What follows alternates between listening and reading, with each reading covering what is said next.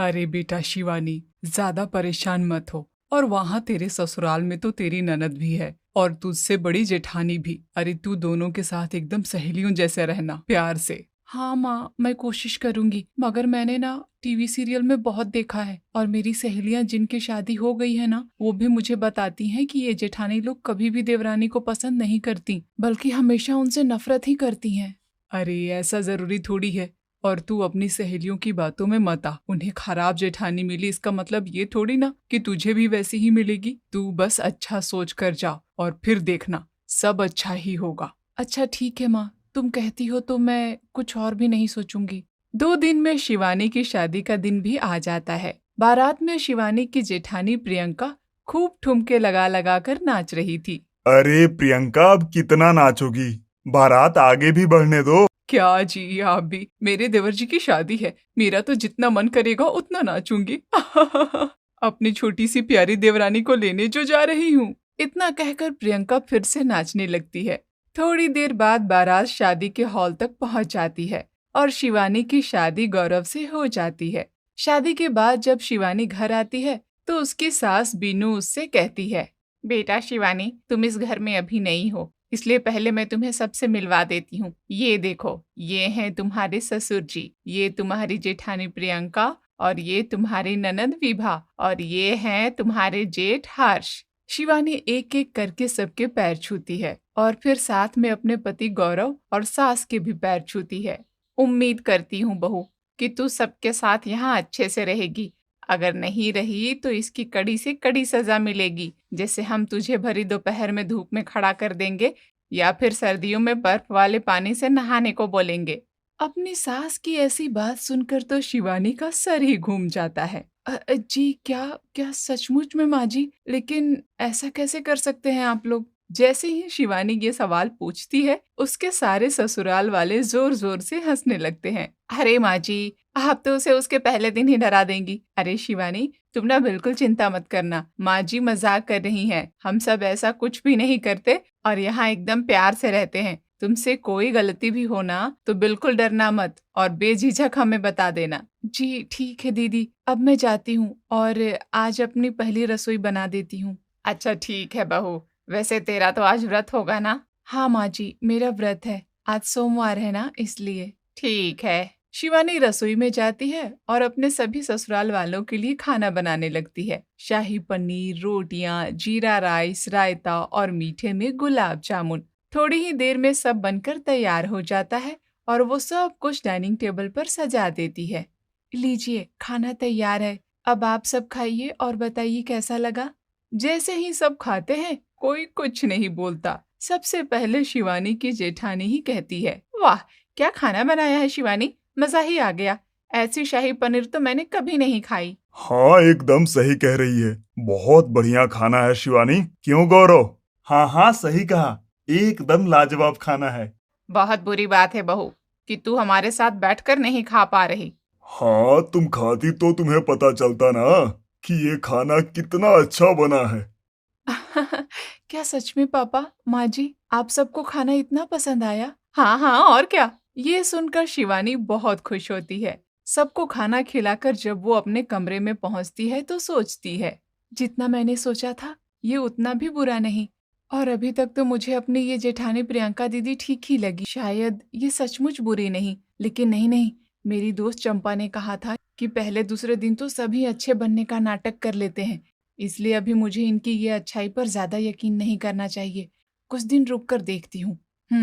अगले दिन सुबह सुबह शिवानी उठती है और रसोई में जाकर नाश्ता बनाने लगती है। पिछले दिन के खाने की तारीफों की वजह से आज शिवानी में खाना बनाने का अलग ही जोश था। वाह, आज फिर से एकदम बढ़िया नाश्ता बनाऊंगी। शिवानी गरम गरम पोहा बनाने लगती है, लेकिन तभी वहां प्रियंका आ जाती है। अरे देवरानी जी, क्या कर रही हैं आप? वो दीदी, मैं सुबह जल्दी उठ गई तो सबके लिए नाश्ता बना रही थी। ओह अच्छा, नाश्ता। वैसे शिवानी, मुझे अभी याद आया, माँ जी ने तुम्हें बुलाया है। वो शायद ऊपर छत पर तुलसी की पूजा कर रही हैं। जाओ पूछ लो कि उन्हें तुमसे क्या काम था। अच्छा ठीक है दीदी, अभी जाकर देखती हूँ। शिवानी रसोई से निकलकर छत पर पहुंच जाती है, लेकिन वो देखती है वहां कोई नहीं था। अरे ये क्या, यहाँ तो माँ जी है ही नहीं। तो दीदी ने मुझसे शिवानी को अपनी जेठानी पर शक हो जाता है और वो जल्दी से नीचे आती है और देखती है कि उसकी जेठानी और ननद रसोई से बाहर निकल रहे थे। अरे शिवानी, माफ करना, मुझे विभा ने बताया कि अभी माँ जी तो मंदिर चली गई और मुझे लगा कि वो छत पर हैं। हाँ वही तो। खैर शिवानी भाभी, आप अपना पोहा बना लीजिए, माँ भी आती ही होंगी, तब तक सब नाश्ते के लिए टेबल पर बैठ जाएंगे। अच्छा ठीक है। शिवानी को अपनी जेठानी पर शक हो जाता है, मगर वो इस बात पर ज्यादा ध्यान नहीं देती। सब लोग नाश्ता कर लेते हैं और फिर अगले दिन जब दोपहर में शिवानी फिर से रसोई में खाना बना रही होती है तो, अरे शिवानी भाभी, जल्दी से मेरे साथ मेरे कमरे में चलो ना, मुझे आपसे एक बहुत जरूरी काम है। हाँ अभी तुरंत? क्या तुम थोड़ी देर रुक सकती हो? नहीं नहीं, मैं रुक नहीं सकती हूँ, आप अभी तुरंत मेरे साथ चलिए। चलो ना भाभी। अच्छा अच्छा चलती हूँ, पहले ये सब्जी की गैस बंद कर दूं? हाँ हाँ जल्दी से कर दो। जैसे ही शिवानी गैस बंद करती है, उसकी ननद उसे खींचते हुए अपने साथ अपने कमरे में ले जाती है। भाभी अब बताओ, मैं आज कॉलेज जाने के लिए ये लाल रंग की ड्रेस पहनूं या फिर ये पीली वाली? क्या तुम्हें मुझसे ये काम था विभा? अरे ये तो ऐसा कोई जरूरी काम नहीं था जिसके लिए तुम मुझे खींच कर ले आई। अरे भाभी ऐसी बात नहीं है, और ये बहुत जरूरी काम है, बताओ ना, मुझे आपकी मदद की जरूरत है। अरे कोई भी पहन ले विभा, दोनों तुझ पर अच्छी ही लगेगी, तुझ पर तो हर रंग अच्छा लगता है। नहीं नहीं भाभी, एक ही बताओ ना, दोनों थोड़े ही पहन सकती हूँ।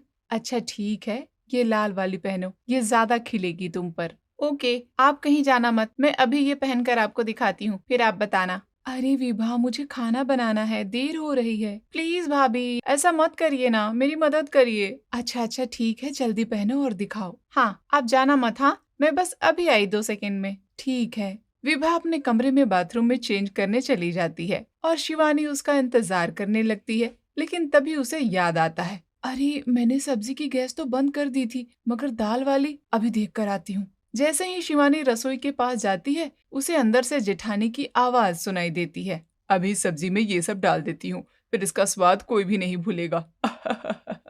ये सुनकर तो शिवानी एकदम चौंक जाती है और जल्दी से रसोई के अंदर चली जाती है। अरे शिवानी आओ आओ, वो मैंने देखा कि कुकर वाली गैस बंद नहीं थी, तो मैं बस वो बंद करने लगी। अरे लग रहा है मेरा फोन बज रहा है, मैं जाकर देखती हूँ। प्रियंका जल्दी से रसोई से चली जाती है और शिवानी मन ही मन सोचती है, ये तो मुझे पता ही था कि मेरी ये जेठानी इतनी सीधी नहीं है जितना मैंने सोचा था। जरूर इन्होंने मेरी सब्जी में कुछ मिला दिया होगा जिससे सबको खाना पसंद नहीं आएगा और सब मुझसे नफरत करने लगेंगे। मगर अब मैं क्या करूं? एक काम करती हूँ, पूरी सब्जी फेंक कर दोबारा बनाती हूँ। शिवानी जल्दी से वो सारी सब्जी फेंक देती है और दोबारा से दूसरी सब्जी बना देती है। हो गया, देखा कितनी आसानी से मैंने अपनी दुष्ट जेठानी का प्लान फेल कर दिया। बड़ी आई थी मेरे खिलाफ चक्रव्यूह बनाने वाली। हाँ, अब बस जल्दी से सबके लिए खाना डाइनिंग टेबल पर रख देती हूँ। शिवानी जल्दी जल्दी खाना टेबल पर रखती है और सबको आवाज लगाती है, विभा, माँ जी, पापा, जेठ जी, प्रियंका दीदी, गौरव जी, सब आइए, खाना तैयार है। सभी लोग आ जाते हैं और खाना खाने बैठते हैं, लेकिन प्रियंका तभी देखकर कहती है, अरे ये क्या शिवानी, तुमने ये वाली लौकी की सब्जी तो नहीं बनाई थी, तुमने तो वो भिंडी बनाई थी ना, उसका क्या हुआ? अरे वो तो दीदी मुझसे बाद में थोड़ी ज्यादा जल गई तो मैंने उसे पूरा का पूरा फेंक दिया, मगर आप चिंता मत कीजिए, मैं दूसरी बहुत ही अच्छी लौकी की सब्जी बनाकर लाई हूँ। अच्छा? प्रियंका और विभा एक दूसरे को देखती हैं और फिर सब खाना खाने लगते हैं, लेकिन कोई भी कुछ नहीं बोल रहा था। अरे आप लोग कुछ बोल क्यों नहीं रहे, सब ठीक तो है ना? हाँ हाँ शिवानी, एकदम ठीक है, खाना इतना अच्छा बना है कि सब लोग बिना कुछ बोले ही सिर्फ खाना खाने में लगे हुए हैं। मैंने आपसे तो नहीं पूछा ना, मैं सिर्फ बाकी लोगों से पूछ रही हूँ। अचानक से शिवानी को अपनी जेठानी से ऐसे बोलता हुआ देखकर सब चौंक जाते हैं, लेकिन कोई उसे कुछ कहता इससे पहले ही वो वहां से अपने कमरे में चली जाती है। मुझे तो अब रह रहकर इस प्रियंका दीदी पर बड़ा गुस्सा आ रहा है। एक तो इन्होंने मेरा खाना बर्बाद करने की कोशिश की, ऊपर से इतना पटर पटर बोलती है और हमेशा घर वालों के सामने खुद को अच्छा दिखाने की कोशिश करती है, जैसे इनसे अच्छा तो कोई है ही नहीं।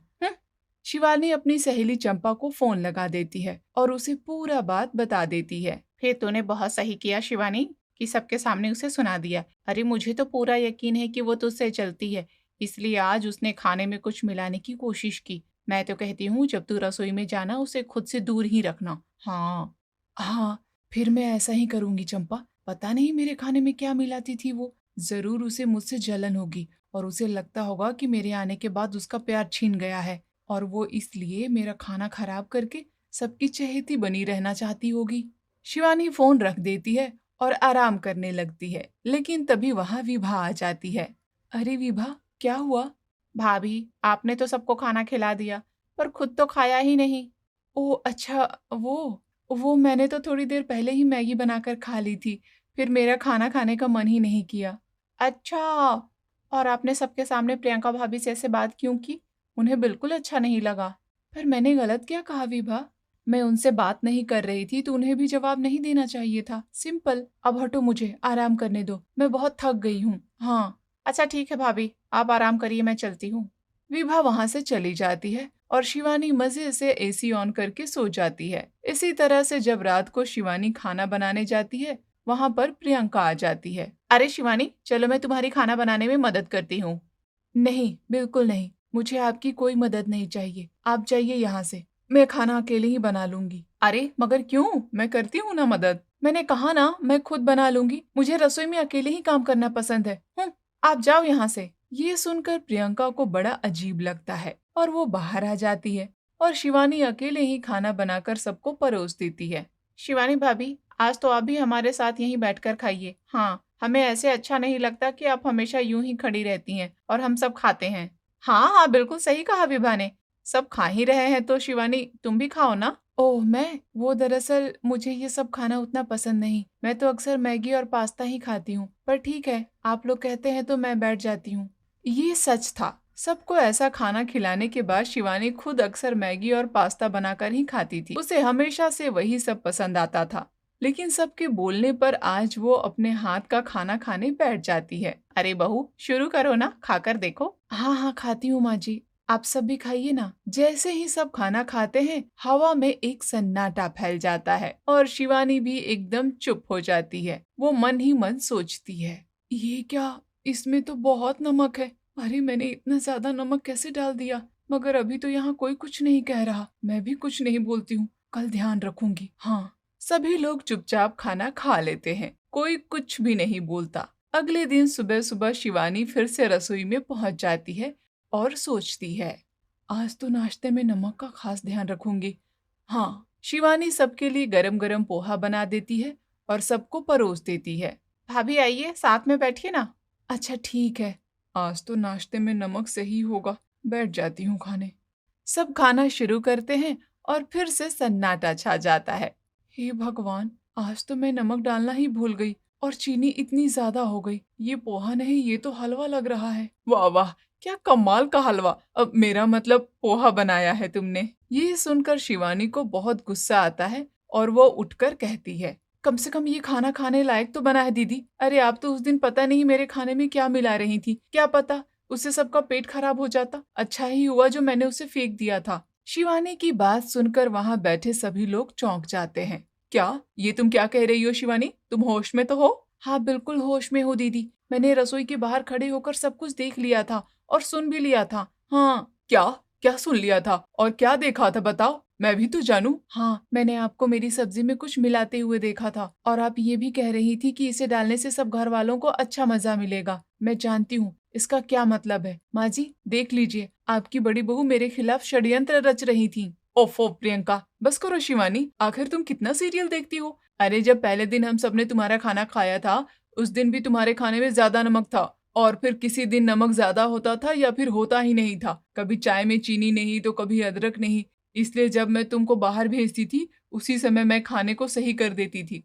उस दिन भी मैं खाने में नमक सही कर रही थी और तुमने तो पता नहीं क्या क्या सोच लिया। हाँ, और भाभी आपकी मदद करने के लिए मैंने आपको अपने कमरे में बुलाया था, वो ड्रेस चूज करने के लिए। ये सब सुनकर शिवानी को अपनी गलती का एहसास हो जाता है। ओह, यानी मेरे खराब खाने की वजह से आप लोगों ने ये सब किया और मेरी दोस्त की बातों में आकर मैंने आप सबको ही गलत समझा। मुझे माफ कर दीजिए दीदी, मुझसे गलती हो गई। अरे शिवानी, मैं वो सीरियल वाली दुष्ट जेठानी नहीं हूँ, समझी, बड़ी आई। तुम्हें क्या लगा था मैं तुम्हारे खिलाफ कोई चक्रव्यूह रच रही हूँ? हाँ दीदी, समझ गई, मुझे माफ कर दीजिए। अब हम हमेशा साथ में ही खाना बनाएंगे और आप मुझे सिखा दीजिएगा। तो क्यों ना पहले ये पोहा अलग करके कुछ और खा ले, क्योंकि ये तो मुझसे बिल्कुल नहीं खाया जाएगा। विवाह की बात सुनकर सब हंसते हैं और फिर शिवानी और प्रियंका प्यार से रहने लगती हैं। ये कहानी है उत्तर प्रदेश के हापुड़ जिले की, जहाँ दामिनी अपने पति संजीव, बेटे मोहन, बहू रजनी और बेटी तनु के साथ रहा करती थी। कोई भगवान का भक्त मुझे एक गिलास चाय पिला दे। एक गिलास नहीं, एक कप चाय होती है। अच्छा ऐसी बात है तो एक कप चाय ही दे दो। अरे आपको तो वक्त बेवक्त चाय चाहिए होती है। चाय का कोई वक्त नहीं होता जी। आप चिंता न करिए पापा जी, मैं बनाती हूँ आपके लिए चाय। भगवान तेरा भला करे बहू, और भगवान सबको ऐसे ही बहुत है। आहा, मक्खन लगाना तो देखो जरा। अरे आप लोग झगड़िए मत, मैं जा रही हूँ चाय बनाने। तभी तनु कमरे से तेजी से निकलती है और रजनी का हाथ पकड़ती है। मेरे होते हुए आप क्यों चाय बनाएंगी भाभी? ये तनु है ना, स्पेशल टी मास्टर। देखिए आज क्या कमाल करती हूँ। अरे नहीं, मैं हूँ ना। लेकिन तनु रजनी की एक नहीं सुनती और भागकर चली जाती है रसोई में। बर्तन की खटपट, गैस की सिसकारी और चाय की खुशबू हवा में फैल जाती है। रजनी मुस्कुराती है और अपने कमरे में चली जाती है। कितना प्यार है इन दोनों में, सच्ची किसी की नजर ना लगे। चाय, हंसी और प्यार के मीठे लम्हों से घर महकता रहा। तनु और रजनी की जोड़ी तो जैसे सीता और गीता हो गई थी। इसी बीच एक दिन तनु के अचानक रिश्ते की बात चली। तनु बेटा, एक रिश्ता आया है। लड़का पढ़ा लिखा और समझदार है, नाम है विनोद। उसकी माँ सरोज जी आज आ रही है देखना। मम्मी मैं तो घबरा रही हूँ, क्या पता मैं उन्हें पसंद आऊं या नहीं। अरे तन्नू, आप तो जैसी हैं वैसी ही अनमोल हैं। जिसे आप न पसंद आए वो दुनिया का सबसे बड़ा घाटे का सौदा करेगा। सही कहा रजनी ने, मेरी बेटी लाखों में एक है। उसी शाम विनोद अपनी माँ सरोज के साथ तनु को देखने आया। सरोज तनु को देखते ही बोली, अरे यही है तन्नू, बिल्कुल देवी है देवी, हमें तो पहली नजर में पसंद आ गई। मम्मी मैं भी यही कहने वाला था। Thank you so much. सभी खुश हो जाते हैं और रिश्ता तय हो जाता है। कुछ ही हफ्तों में शादी की धूमधाम शुरू हो जाती है। मेहंदी, संगीत, हल्दी से पूरा मोहल्ला गूंज उठता है। तनु दुल्हन बनती है तो हर आंख भीग जाती है। बेटा तू तो मेरी धड़कन थी, अब किससे कहूंगी दिल की बात, किससे लड़ूंगी, किसके साथ हंसूंगी। तनु, ये घर आपके बिना बिल्कुल सूना हो जाएगा। काश मैं आपको हमेशा के लिए रोक सकती, लेकिन हर लड़की को अपना घर छोड़ना ही पड़ता है। आप लोग कैसे रहोगे मेरे बिना? भाभी, मम्मी, ये घर, ये आंगन, सब कुछ। बेटा लड़कियां पराया धन होती है, जैसे तू अब किसी और घर को रोशन करने जा रही है। मोहन तुम भी तो कुछ बोलो। क्या बोलूं मैं, खुश रहना तनु। भैया। विदाई हो जाती है। तनु कार में बैठकर चली जाती है, लेकिन उसकी सिसकियां पूरे मोहल्ले को रुला देती है। तनु की विदाई के बाद घर जैसे वीरान हो गया। दामिनी हर कोने में तनु की याद ढूंढती थी। संजीव चाय भी चुपचाप पीते थे और मोहन तो गुमसुम हो गया था। लेकिन इन सबके बीच रजनी ने एक स्तंभ की तरह सबको संभाला। आप लोग चिंता न करें, हम लोग तनु से मिलने जरूर जाते रहेंगे। वो बहुत खुश रहेगी और हम सबका प्यार उन्हें हमेशा मिलेगा। सही कह रही हो रजनी। तनु की विदाई को अभी कुछ ही दिन हुए थे। वो अपने नए घर, नए रिश्तों और नए माहौल को अपनाने की कोशिश कर रही थी। ससुराल में सबने उसका स्वागत खूब प्यार से किया था। विनोद तो जैसे हर पल उसका ध्यान रखते थे, उसकी खुशी के लिए कुछ भी कर गुजरते थे। पर मन के किसी कोने में एक छुपा सा दर्द था, मायके को छोड़ने का दर्द। क्या सोच रही हो महारानी, इतने सुबह सुबह चुपचाप? बस कुछ नहीं, वो मम्मी की याद आ रही थी। तो क्या हुआ, मैं हूं ना। वैसे भी तुम्हारी हंसी इस घर की सबसे प्यारी चीज है, उसे कभी दूर मत होने देना। तनु मुस्कुराई, आंखों में आंसू तैरने लगे, लेकिन उसने उन्हें छुपा लिया। शुरुआती दिन जैसे सपनों की तरह बीते। तनु हर काम को हंसते हुए करती, हर रिश्ते को निभाने की भरपूर कोशिश करती। लेकिन समय के साथ तस्वीर धीरे धीरे बदलने लगी। एक सुबह तनु हल्के से करवट बदलते हुए उठी। अभी सूरज भी ठीक से नहीं निकला था। जैसे ही वो बाथरूम की ओर बढ़ी, अरे बहू, ये क्या तरीका है घर चलाने का? 8 बज गए हैं और अभी तक तुम उठी नहीं? मम्मी जी, मैं तो 6 बजे ही उठ गई थी, बस थोड़ी देर बिस्तर पे लेटी रह गई थी। लेटी रह गई थी? हमारी बहुओं को क्या रानी महारानी समझ लिया जाए? रात को तो तुमने ही सबको देर से सुलाया और अब सुबह भी तुम ही आराम फरमा रही हो। तन्नू को जैसे किसी ने बीच सड़क पर थप्पड़ मार दिया हो। वो स्तब्ध थी, कुछ कहने की हिम्मत नहीं जुटा पाई, चुपचाप किचन में चली गई। एक दिन तन्नू ने सोचा कि कुछ काम जल्दी निपटा लिया जाए। उसने बाथरूम से सारे कपड़े निकाले और वॉशिंग मशीन में डाल दिए। तभी सरोज बाहर से लौटी। तूने कपड़े मशीन में डाल दिए? जी मम्मी जी, सोचा जल्दी हो जाएगा। तू सोचने वाली होती कौन है? हमारे जमाने में बहुएं हाथ से कपड़े धोती थी और तुझे आराम चाहिए हर जगह। माफ कर दीजिए मम्मी जी, आगे से ध्यान रखूंगी।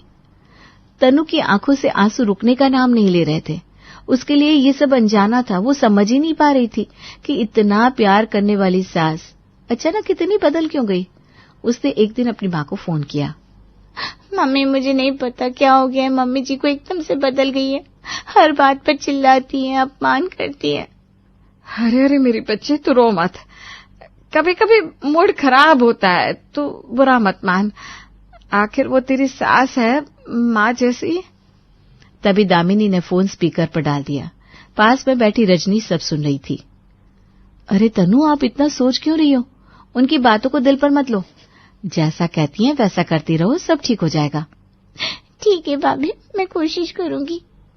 भगवान तुझे शक्ति दे बेटा, तेरा दुख मेरा दुख है।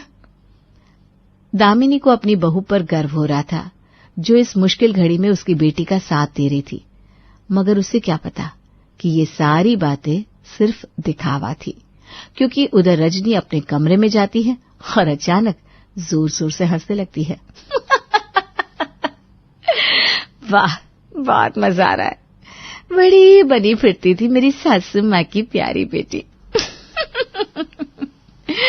अब समझ में आ रहा होगा उसे कि बहू बनना कैसा होता है। अभी रिया को कॉल करती हूँ। वो फटाफट मोबाइल उठाकर कॉल लगाती है। हेलो रिया, सुनो, तुम्हें याद है ना मेरी ननद तन्नू? अरे हाँ, वही जो बड़ी आदर्श बहू बनने चली थी। अब उसकी हालत देखो, उसकी सासू माँ ने नाक में दम कर रखा है। अरे वाह, मजा आ गया, तूने तो बदला ले लिया। अरे अभी तक शुरुआत है जानू, आगे आगे देखो होता है क्या। रजनी के चेहरे पर एक विषैली मुस्कान थी और दूसरी तरफ तनु अपने आंसुओं में भीगे तकिए पर चुपचाप लेटी थी। रजनी फोन पर बात करके मुस्कुराती है। कॉल कट होते ही उसकी आंखों में चमक आ जाती है। वो खिड़की के पास जाकर बाहर देखने लगती है। फिर धीरे धीरे उसके चेहरे पर गंभीरता छा जाती है। वो याद करती है वो समय जब वो बहू बनकर इस घर में आई थी। भाभी जी, कितनी प्यारी लग रही हैं आप। सच कहूँ तो घर में रौनक सी आ गई है आपके आने से। अरे नहीं तनु, तुम सबका प्यार है, वरना मैं तो नर्वस ही थी। भगवान करे मेरे बहू बेटे की जोड़ी सदा सलामत रहे। चलो चलो अंदर आओ, बहू के स्वागत की तैयारी पूरी करनी है। रजनी की आंखों में चमक, मुस्कुराहटे, सब कुछ खुशनुमा। लेकिन ये सब ज्यादा दिन तक नहीं चलता। रजनी ने एक दिन दामिनी के लिए खास पसंद से खाना बनाया होता है। सबको खाना परोसा गया। दामिनी खाने का पहला निवाला लेती है। वाह, मेरी बहू तो कमाल का खाना बनाती है। तभी तनु धीरे से उनके पास जाकर कान में फुसफुसाती है। मम्मी, आपको ये तरी सूखी सी नहीं लग रही? मुझे तो लगा था आप अपनी रेसिपी से बनवाएंगी। पता नहीं, भाभी ने कुछ ध्यान ही नहीं दिया। दामिनी चौंकती है, फिर सीधा रजनी की तरफ देखती है। रजनी, ये क्या बना है?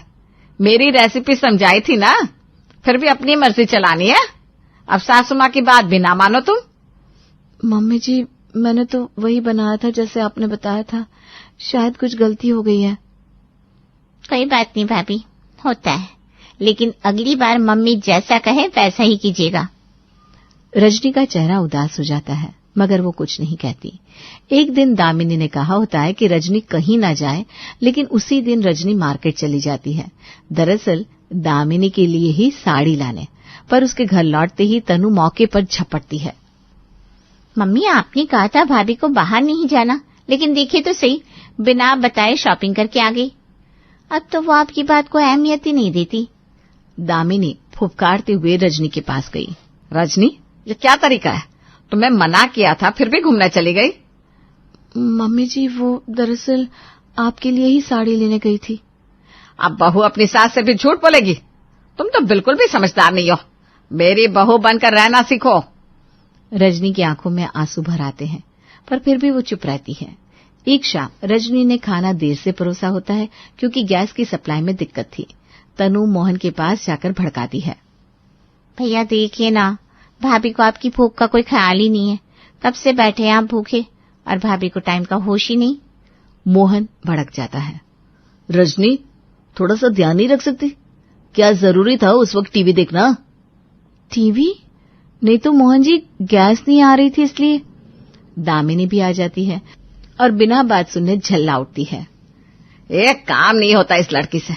अब ससुराल में रह रही हो, अपने पति का ख्याल रखना सीखो। रजनी चुप रहती है, लेकिन कुछ वक्त बाद उसे तनु की आवाज सुनाई देती है। वो अपनी माँ से बात कर रही थी। मम्मी, आप तो कुछ नोटिस ही नहीं करती हो खुद से, सब मुझे ही बताना पड़ता है आपको। जरा आप भी भाभी पर नजर रखो। हाँ, तो सही कह रही है। रजनी दीवार के पीछे से सब सुन रही थी। उसकी आंखें जलने लगती है, चेहरा कठोर हो जाता है। तो ये सब तुम्हारा किया धरा है तनु, पर अब बहुत हो गया। अब तुझे जवाब मिलेगा। एक दिन ऐसा आएगा जब तू रोएगी और मैं हंसूंगी। कसम है मुझे, मैं तुझे उसी तकलीफ का स्वाद चखाऊंगी जो तूने मुझे दी है। रजनी गुस्से में अपनी सहेली को फोन करती है। रीना, अब मैं चुप नहीं बैठूंगी। इस लड़की ने तो हद ही कर दी। बस अब जब भी मौका मिलेगा ना, मैं उसे उसकी औकात दिखा दूंगी। मेरी ननद बड़ा नेता समझती है ना खुद को।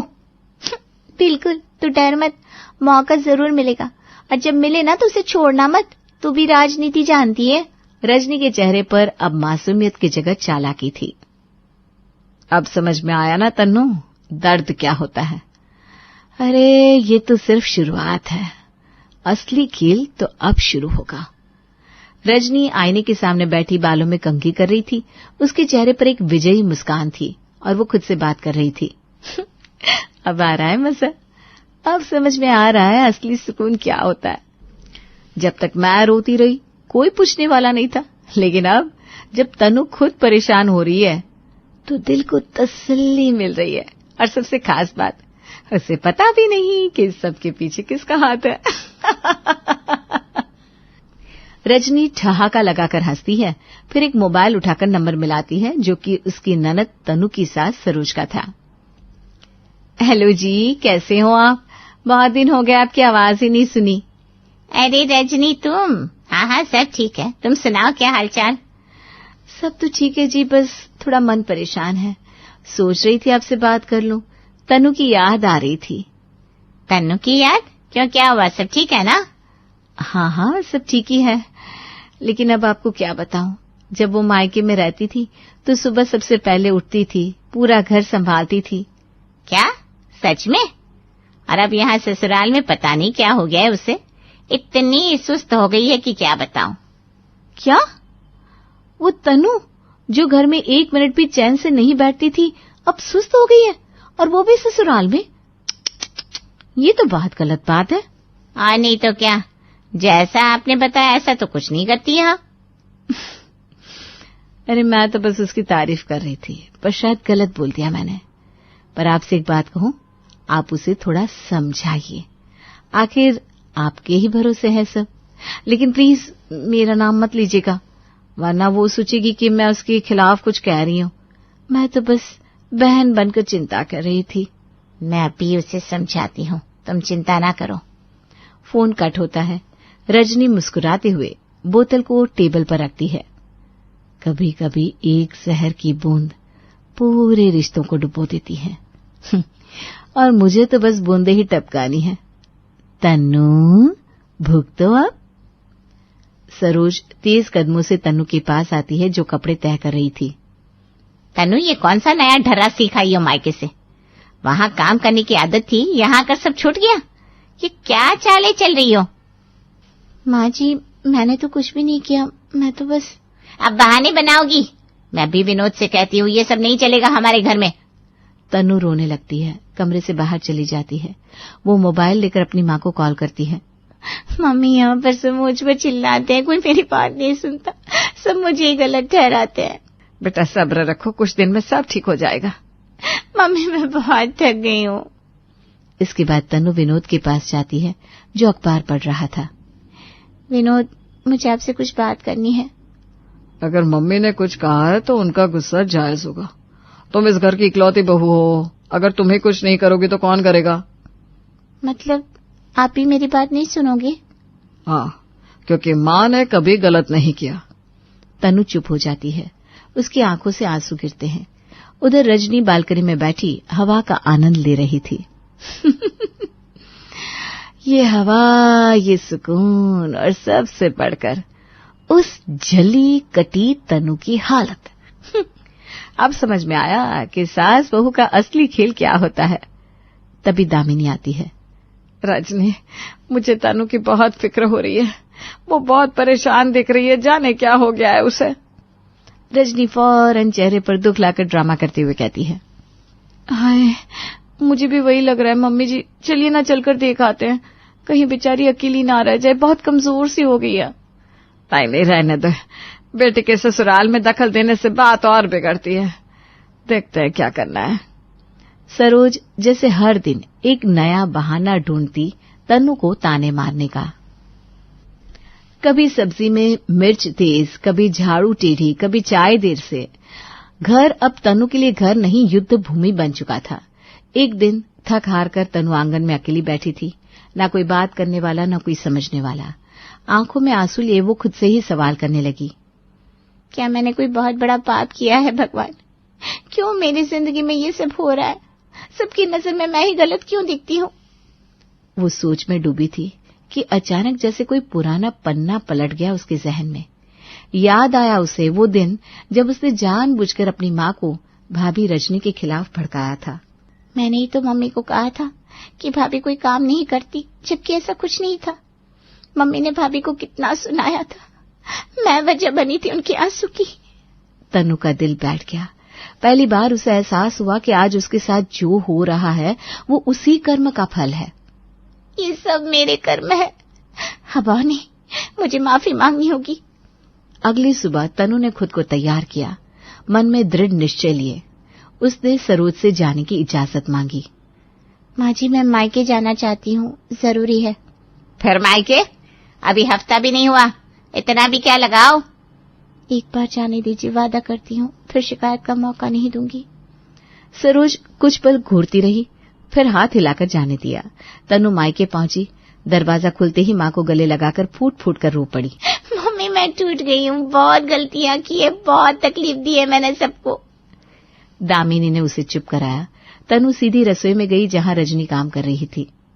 भाभी, मुझे माफ कर दीजिए, मैंने आपके खिलाफ बातें की, मम्मी को भड़काया। आप पर जो गुजरी उसकी जिम्मेदार मैं हूँ भाभी। रजनी हैरान रह गई। कुछ पल उसकी आंखें तनु के चेहरे पर अटक गई, फिर उसकी आंखों से भी आंसू बहने लगे। तनु, तूने जो बोला वो बहुत बड़ा है। दर्द तो बहुत दिया तूने, पर आज जो किया हर जख्म भर गया। रजनी ने तनु को सीने से लगा लिया, जैसे कोई माँ अपनी बच्ची को सहलाती है।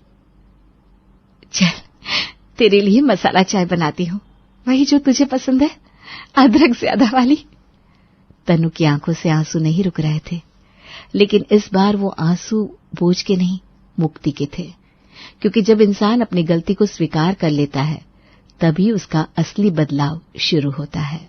ये कहानी एक ऐसे घर की है जहाँ डिंगे हाँकने की अफरा तफरी मची रहती थी। डिंगे हाँकने में जितनी सास तेज, उससे ज्यादा बहू तेज। तो चलिए आपको भी ले चलते हैं शांति निवास में, जहाँ शांति कितनी थी वो तो आपको अभी पता चल जाएगा। रोज की तरह दूध वाला दरवाजे पर दूध देने आता है। अरे तुम कौन हो भाई, अजीत नहीं आया आज? नहीं भाभी, वो भैया कह रहा था कि शांति निवास में अब वो दूध देने नहीं जाएगा, इसीलिए मुझे आना पड़ा।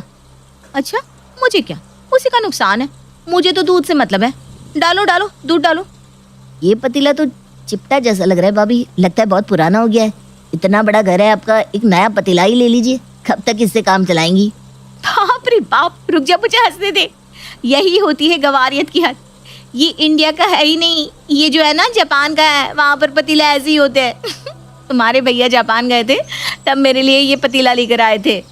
पूजा की बात को सच मानकर दूध वाला दूध पतीले में डालना शुरू ही करता है कि पूजा कहती है, अरे ये कैसा दूध है इतना पतला, कौन सी गाय रखी है तुमने? तभी मौके का फायदा उठाती हुई वहां सीमा आती है।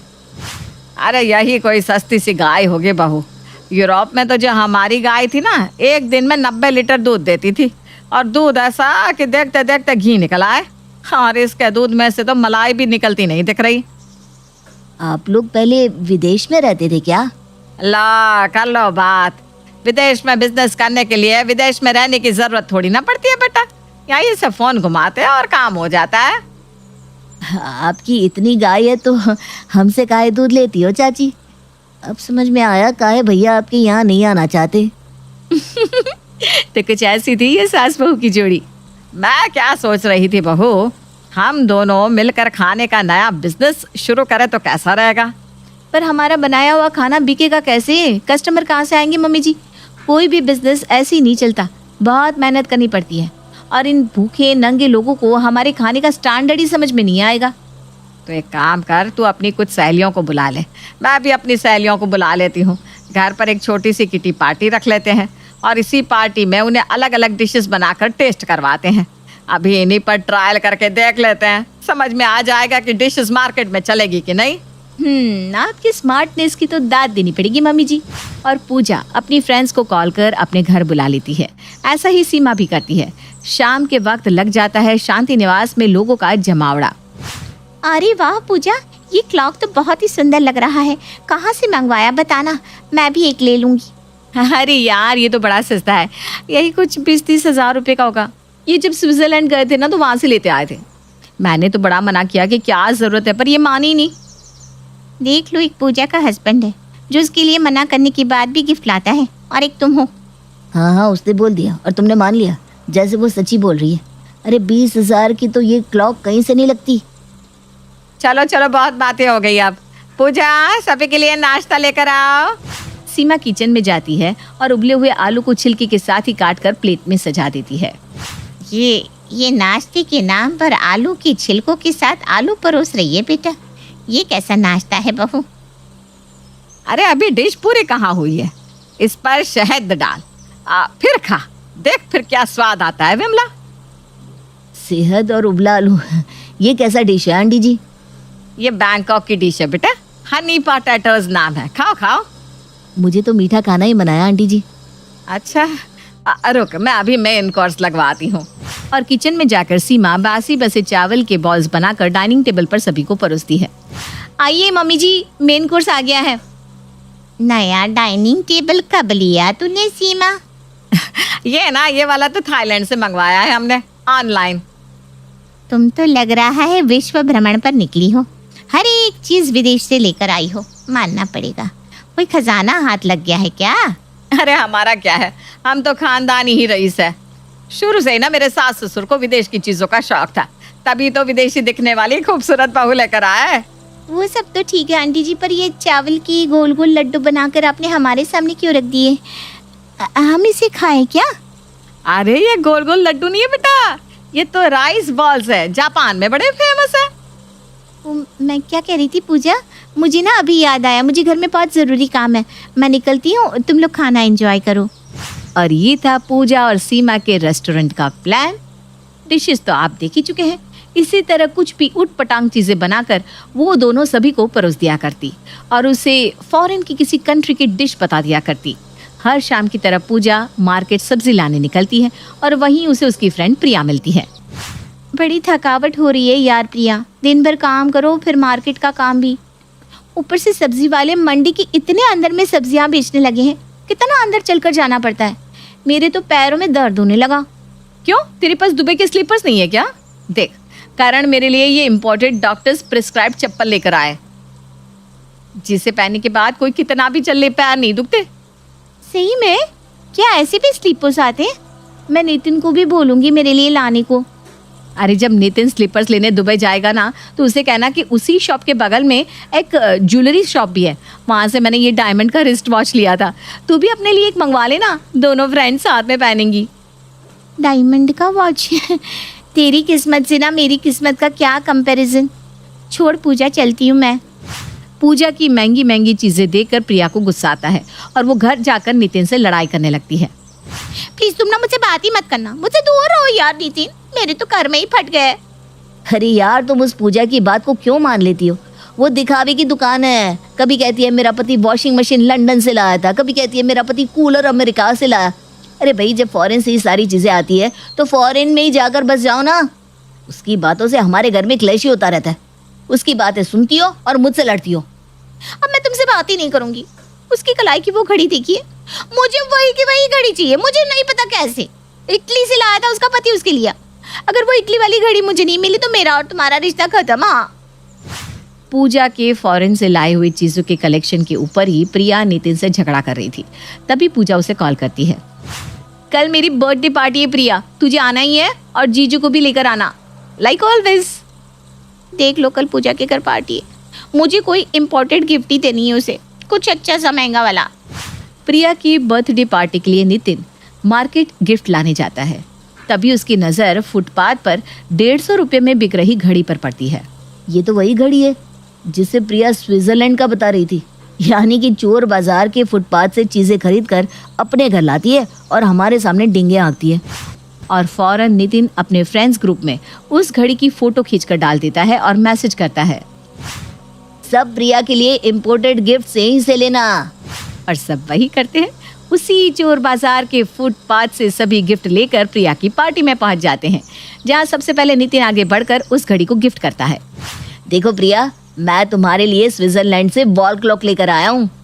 और मैं तेरे लिए डाइनिंग टेबल लेकर आई हूँ थाईलैंड से। तू ना बिल्कुल सही कह रही थी, थाईलैंड के सारे डाइनिंग टेबल एक से ही रहते हैं। देख, कलर भी बिल्कुल वैसे ही है ना।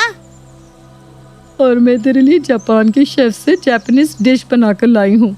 अरे पर तुम लोग फॉरेन कब गए? और सबके सब वैसे ही जैसे करण जीजू जाते रहते हैं, फॉरेन आते जाते रहते हैं ना। मेरे भी ससुर जी फॉरेन गए थे, वहीं से लेकर आए। देख, मैंने भी डायमंड की रिस्ट वॉच मंगवा ली दुबई से। तुझे तो 20 लाख की पड़ी ना, मुझे बस 150 रुपए की। हाँ सीमा, तुझे जो डाइनिंग टेबल 1,20,000 का पड़ा, मुझे 2,500 का पड़ा, क्योंकि इसकी ग्लास भी ना नकली है। कितनी बड़ी धोखेबाज निकली तुम दोनों। ये क्या बोल रही है विमला? क्या सबूत है तेरे पास? खुद किसी चोर मार्केट के रोड से गिफ्ट उठा कर ले आई मेरी बहू को देने के लिए, और हमें बातें सुना रही है। तभी नितिन अपने फोन से एक फोटो निकाल कर सभी को दिखाता है, जिसमें सीमा और पूजा सड़क के किनारे से सामान खरीद रही थी। अच्छा अरे ये तो वो फॉरेन का मार्केट है, बिल्कुल हमारे यहाँ के चोर बाजार से मिलता है। ये सुनते ही सभी अपना सर पकड़ लेते हैं और मान ही लेते हैं कि कुछ लोग अपनी हरकतों से कभी बाज नहीं आ सकते। हर लड़की शादी के वक्त कई सपने लेकर ससुराल आती है। वो एक अच्छी बहू बनना चाहती है, लेकिन जब सास ऐसी हो तो क्या होता है? देखिए जरा। अरे इसमें मेरी एक फाइल रखी हुई थी, वो कहाँ चली गई? और ये मेरा बैग किसने छेड़ा? कोमल, ये सब क्या है? वो तुम्हारा बैग बहुत गंदा पड़ा हुआ था ना, इसलिए मैंने उसे धो दिया, और मैंने सारी फाइल्स यहीं रखी हुई थी। रुक जाओ, मैं ढूंढ कर देती हूँ। तुमसे कितनी बार कहा है कि मेरे सामान को हाथ मत लगाया करो, क्यों बार बार उनको छेड़ती रहती हो? मैं तो बस वो। अब क्या कर दिया तूने इतनी सुबह सुबह मेरे बेटे का खून जलाने के लिए? वो जो ज्वालामुखी की तरह फूट रहा है। कितनी बार कहा है तुझे कि जितना बोला जाए केवल उतना काम कर, उससे ज्यादा अपना दिमाग दौड़ाने की कोशिश मत किया कर। ठीक है माँ जी, मैं अब से इनकी कोई भी चीज को हाथ नहीं लगाऊंगी। मुझसे गलती हो गई, सॉरी। अब सारी सब कुछ बिगाड़ कर सारी बोल रही है। अरे रहने दे, चल बेटा तू बाहर नाश्ता कर लेना, तेरी फाइल मैं ढूंढ कर देती हूँ। बचपन से तुझे मैं ही तो संभाल रही हूँ। यह क्या देखेगी तुझे, न जाने कैसी गंवार से पाला पड़ा है। अगले दिन, बहू ये कैसी सफाई की है तुमने? पूरे फर्श पर मिट्टी ही मिट्टी है। अरे नहीं कर सकती, कुछ तो बोल देना। वो क्या क्या है तुझे? माँ जी, मैंने तो ठीक से ही साफ किया था, लेकिन ये अपने गंदे जूते लेकर घर के अंदर आ गए ना, इसलिए फिर से मिट्टी मिट्टी हो गई। हाँ हाँ, तू तो यही बोलना चाहती है ना कि मैं बाहर से मिट्टी लाकर डाल देती हूँ। या फिर मेरा बेटा जूतों में मिट्टी लगाकर अंदर ला रहा है? अरे क्यों अपनी गलती का इल्जाम मेरे बेटे पर डाल रही है? खुद से सफाई ठीक से होती नहीं और नाम लगाती है मेरे बेटे का कि उसने गंदा कर दिया। ये तो गलत है। देखो माँ मेरा कितना ख्याल रखती है और तुम सिर्फ ब्लेम करना ही जानती हो। थैंक्स माँ। अरे कोई ना बेटा, जब तक मैं हूं ना कोई कुछ नहीं कह सकता तुझे। जा काम कर बेटा। सास बहू को हमेशा बिना बात के ताने दिया करती और तो और वो अपने बेटे को बहू के खिलाफ भड़काती भी रहती। फिर एक रोज, यह क्या है बहू? सब्जी कितनी कम दी है तूने मेरे बेटे को खाने के लिए? जा और लेकर आ। माँ जी और नहीं है, आपने ही तो सारी खा ली है, थोड़ी ही बची थी वो भी इनके लिए। अरे चल झूठी, कोई ना खत्म हुई होगी। हाँ मैंने थोड़ी ज्यादा खा ली, लेकिन मेरे बेटे को तो खाना ठीक से नहीं देती। जा अंदर जाकर लेकर आ। बहू अंदर से खाली बर्तन लेकर आती है। माँ जी अगर आपको मुझ पर यकीन नहीं हो रहा तो अपनी आंखों से देख लीजिए। देखा अब आपने, अब क्या कहेंगी? अरे ठीक है, लेकिन अगली बार से मेरे बेटे के लिए ज्यादा सब्जी रखा कर। याद है बेटा, तू छोटा था तो कितने अच्छे से खाना खिलाती थी मैं तुझे, है ना? कोई बात नहीं माँ, इसको तो मेरा ख्याल ही नहीं है, रहने देना माँ, कोई ना। बेटा वहां से खाना खाकर चला जाता है। बहू बेटे के पास जाती है। क्या जी, अब इसमें भी मेरी ही गलती है क्या? आपसे तो क्या बोलूं, आप तो हमेशा माँ की ही साइड लेते हैं, चाहे गलती उनकी हो या ना हो, तब भी डांट तो मुझे ही पड़ती है। ऐसे ही सास हर समय अपने बेटी का साथ देती और अपनी बहू को ताने। लेकिन एक दिन, ये ताश का पत्ता इनकी जेब में क्या कर रहा है? कहीं इन्होंने फिर से जुआ खेलना शुरू तो नहीं कर दिया? देखती हूँ और क्या है। इतने सारे पैसे इन्होंने अकाउंट से निकाले होंगे क्या? तुम फिर से मेरे सामान को देखने लग गई हैं? कितनी बार कहा है तुमसे, मुझे पूछे बिना मेरे सामान को हाथ मत लगाया करो। क्यों हाथ लगाती हो? दे दो इसे। आपने फिर से जुआ खेलना शुरू कर दिया क्या? कितनी बार आपसे कहा कि घर में वैसे ही पैसे खत्म हो रहे हैं और एक आप है कि मैं नहीं खेलता हूँ जुआ। और ये क्या बोली जा रही हो? हैं? अच्छा तो ये देखिए, ये क्या है? ताश के पत्ते फिर से? ये मेरे दोस्त के है, लगता है गलती से आ गए। और ये अकाउंट से इतने सारे पैसे क्यों निकाले हैं? पैसे तो कितने सारे थे, तो कहाँ गए पैसे? अरे ये वो मेरे एक दोस्त को चाहिए थे। और तुम मुझसे इतने सवाल जवाब क्यों कर रही हो? मेरे पैसे हैं, मैं कुछ भी करूं। बहू शाम को ये बात जाकर अपनी सास को बताती है। तू पागल तो नहीं हो गई? अरे ऐसे ही शक कर रही है मेरे बेटे पर? मेरा बेटा बिल्कुल सही है। माँ जी आप मेरी बात माने न माने, मेरा मन कह रहा है कि कुछ तो गड़बड़ है। देख बहू, पहले की बात अलग थी और अब की बात अलग है। पहले वो खेलता था लेकिन अब नहीं, क्योंकि अब समझदार हो गया है। उसे पता है क्या सही है क्या गलत, और एक ही गलती वो बार बार नहीं दोहराएगा। हाँ। बहू सास की ये बात सुनती है और पति को रंगे हाथ पकड़ने का सोचती है। एक दिन, माँ जी चलिए ना, आपको जरा बाजार तक ले जाती हूँ। हाँ जाओ और आराम से आना। बेटा जरा 2000 दे देना। वो क्या है ना, कल से कुछ दिखाई नहीं दे रहा, सोच रही हूँ कि आज आंखें चेक करवा लेती हूँ। अरे माँ, पैसे कहाँ हैं? यहाँ तो खुद के लिए भी एक पैसा नहीं है। अच्छा तो रहने दे, वैसे पैसे जाते कहाँ हैं? अच्छा ला, तेरे पिता की वो आखिरी निशानी घड़ी है ना, मैं उसमें सेल डलवा देती हूँ। माँ वो तो मेरे पास नहीं है, पुरानी हो गई थी ना तो बेच दी। पुरानी थी तो बेच दी? अरे तुझे पता भी है वो घड़ी तेरे पापा की आखिरी निशानी थी और तूने अपने जुए के लिए उसे बेच दी। बहू सही बोल रही थी लेकिन मैं नहीं मानी। माँ मैंने ऐसा कुछ नहीं किया है, ये झूठ बोल रही है। आप इसका साथ कैसे दे सकती हैं? अच्छा तो तेरा साथ दूं जो अपने जुए के लिए घर की चीजों को बेचने पर उतर आया है? आप ऐसा कैसे कर सकते हैं?